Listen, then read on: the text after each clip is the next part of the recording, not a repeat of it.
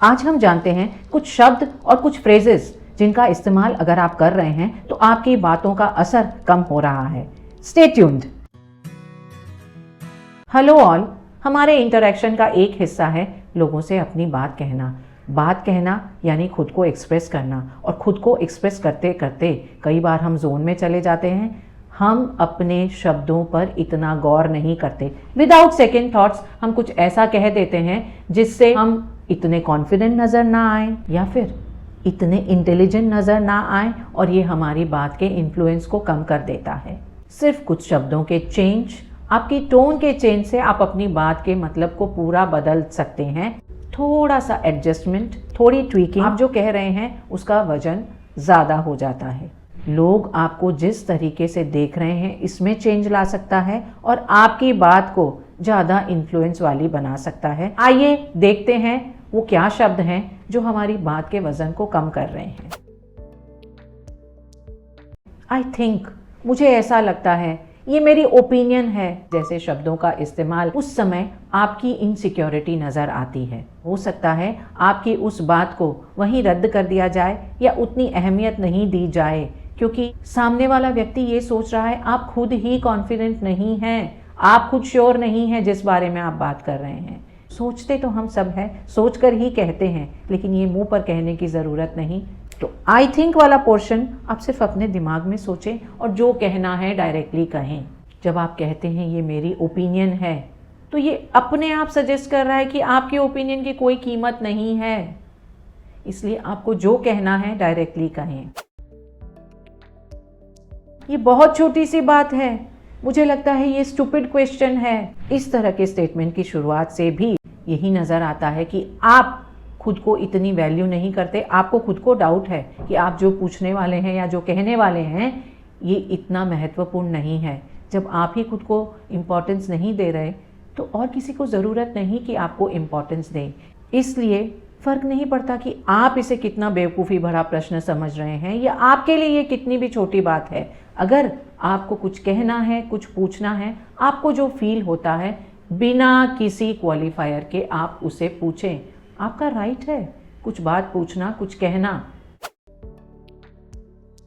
मैं एक्सपर्ट तो नहीं हूँ, मुझे ज़्यादा नहीं पता है।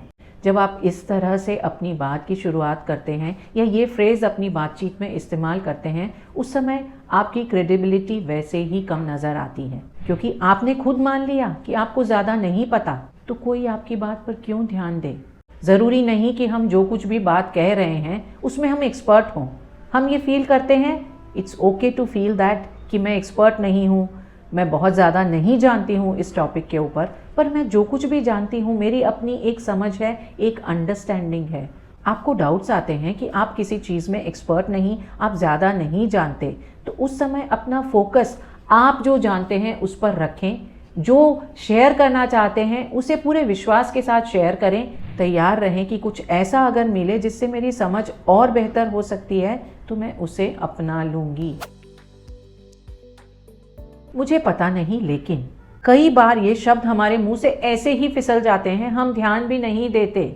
हमें पता ही है लेकिन हमने इस फ्रेज का इस्तेमाल कर लिया। और उन समय में जब हमें सचमुच में नहीं पता रहता, उस समय आप क्लियरली ये कह सकते हैं कि मुझे इस बारे में नहीं पता, मैं ज़्यादा इन्फॉर्मेशन लेना चाहूँगा या चाहूँगी, या फिर मैं ज़्यादा इन्फॉर्मेशन ले करके अपनी बात कहना चाहूँगी। ऐसा संभव है कि आपको उस बात का जवाब नहीं पता, किसी बात को कहने का आपका अप्रोच थोड़ा डिफरेंट है, तो आप ये ना कहें आई एम नॉट श्योर। आप उस समय ये कहें कि मेरा नज़रिया ये है। उस समय आप अपनी बात को आसानी से पेश कर सकेंगे। इसके साथ साथ सामने वाले को ये भी बता सकेंगे कि आप एटलीस्ट जितना जानते हैं उसमें आपको पूरा विश्वास है।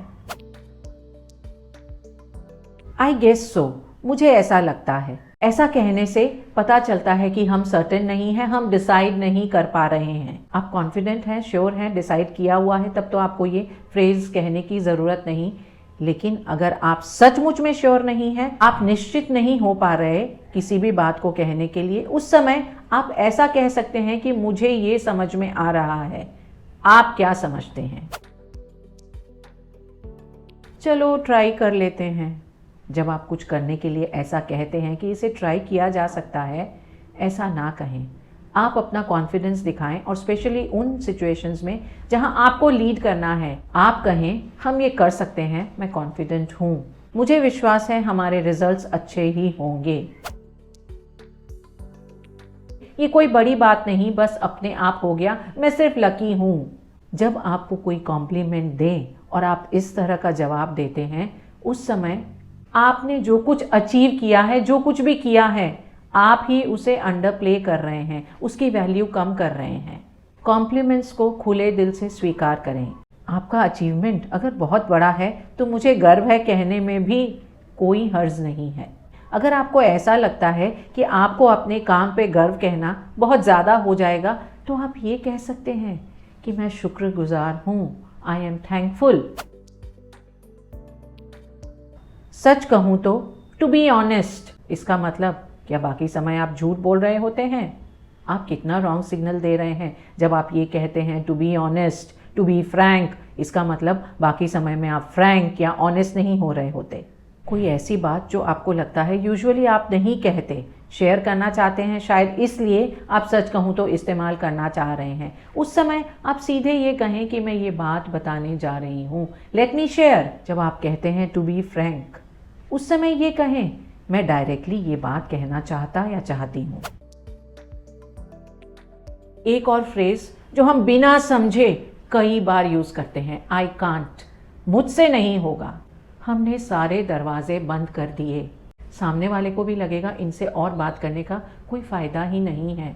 अगर हम श्योर नहीं हैं कि हम ये काम कर सकेंगे या नहीं कर सकेंगे, उस समय हमें ऐसा कहना है कि लेट मी थिंक, या मुझे कंसीडर करने दो, थोड़ा सोचने दो।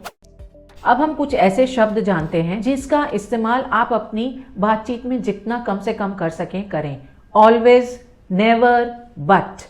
ऑलवेज, नेवर जैसे शब्दों के इस्तेमाल से लगता है कि आपने अपनी बात बस पत्थर में लिख दी है और आप दूसरे को ब्लेम कर रहे हैं। इसलिए टाइम स्पेसिफिक हो जाएं। जहां टाइम स्पेसिफिक नहीं हो सकते वहां ज़्यादातर या प्राय ऐसा नहीं होता जैसे शब्दों का इस्तेमाल करें। बट या लेकिन, जब हम इस शब्द का इस्तेमाल करते हैं उस समय हमने पहले जो कुछ भी कहा है उसे हम खुद ही हटा दे रहे हैं। मैं कहूँ कि मैंने ये वीडियो बहुत मेहनत के साथ बनाया, लेकिन शब्द सुनते ही आप पहले का सारा भूल जाएंगे।